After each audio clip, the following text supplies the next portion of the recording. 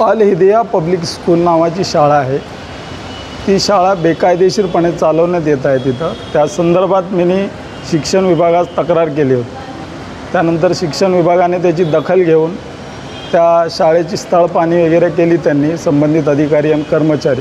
त्यानंतर त्यांना समज दिली की ती शाळा बंद करण्यासाठी, परंतु शाळेचे व्यवस्थापक संचालकांनी ठाणे महानगरपालिकेची दिशाभूल करून त्यांना जे एक सत्यप्रतिज्ञापत्र लिहून दिलं, आम्ही लिहून दिले की आम्ही जी आहे शाळा पुढं चालवणार नाही म्हणून, तरीही त्या शाळेच्या संचालक आणि व्यवस्थापकांनी ती शाळा पुन्हा जून महिन्यात ॲडमिशन घेऊन विद्यार्थ्यांचे पुन्हा सर्रासपणे शाळा चालवत आहे।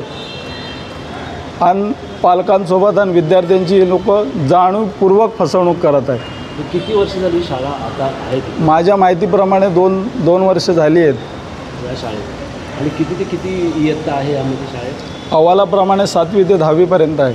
किती विद्यार्थी यामध्ये शिकत आहे? 297। आणि नोटीस कधी दिली आहे महापालिकेने यांना? महापालिकेने यांना नोटीस 4/7/2024 रोजी दिली आहे। आणि किती दंड थोपटलेला आहे? 39,50,000।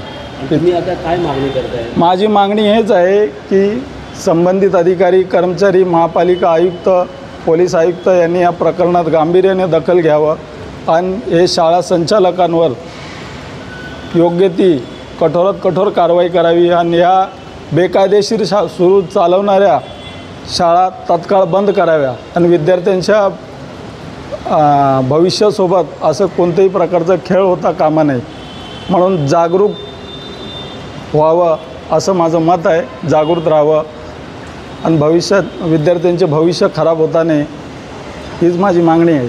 आता जे 290 विद्यार्थी आहेत त्यांचं तर शिक्षण टांगणीला लागणार आहे जर महापालिकेने ॲक्शन घेतली तर जबाबदार कोण आहे? आता ते शिक्षण महानगरपालिकेने ते विचारावं त्यांना, शाळेच्या संचालक व्यवस्थापकांना, आणि त्या विद्यार्थ्यांचं कुठंतरी दुसऱ्या शाळेमध्ये कुठंतरी प्रवेश करावा, माझी अशी मागणी आहे।